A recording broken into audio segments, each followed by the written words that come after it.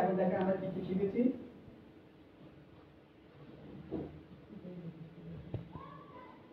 প্রত্যেকটা সেলে আলাদা আলাদা নাম থাকে, এটা আমরা জানি। প্রত্যেকটা সেল জি আমরা জানি। সেল বল। এবার দেখেন এই সেল ছোট বড় ওটা আমরা জানি।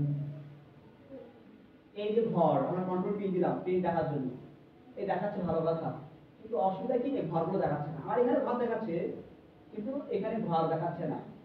তখন কি করবেন, এটাকে সিলেক্ট করে অল বর্ডার দেবেন। বর্ডার না দিলে কিন্তু ঘর দেখাবে না। এই যে এবার এইগুলো যোগ করে এখানে বসাবো, এই সবগুলো যোগ কর। তো আমরা এখানে অটো সাম দিলেই করতে পারি। এই যে কিন্তু এরিয়া দেখেন মাঝখানে একটা গ্যাপ থাকার কারণে টেনে দিতে হবে। এই তাহলে কি করতে হবে ভাই, টেনে দিতে হবে। এখান থেকে টান দিয়েও দিতে পারি, অথবা এখানে ক্লিক করে এইভাবে টান দিয়ে দেখাই পারি। হলো আরো সহজ করা যায়। দেখেন এটা ডিলিট করে দিলাম, এইগুলো আগে সিলেক্ট করব। এই করলাম, করে যদি অটো সামে ক্লিক করি তাহলে যোগ করেন।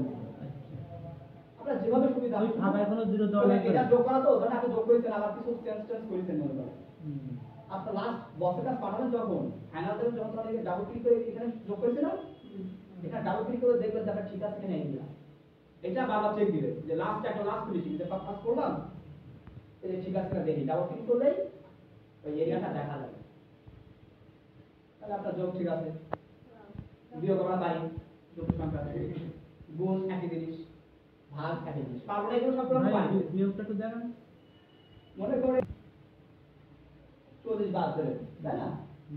কি করবেন, এখানে বিয়োগ দেবেন ইকুয়াল এইটা মাইনাস এইটা এইটা, এটা পাবেন। এবার দেখেন সহজ কথা, এই যোগফলটা এটা কি যোগফল ইকুয়াল দিয়ে বর্গের যোগফল। সাতাটা আপনার কথা আমি আনসার করছি না, পরে আমার কথা যখন এ করবেন তারপরে আমি বলবো যে আপনি কোশ্চেন থেকে বলেন। আমি ধারাবাহিক মনে করেন। দেখেন এই যে আমি যোগ করেছি না টোটাল, এটা তো পাইনি।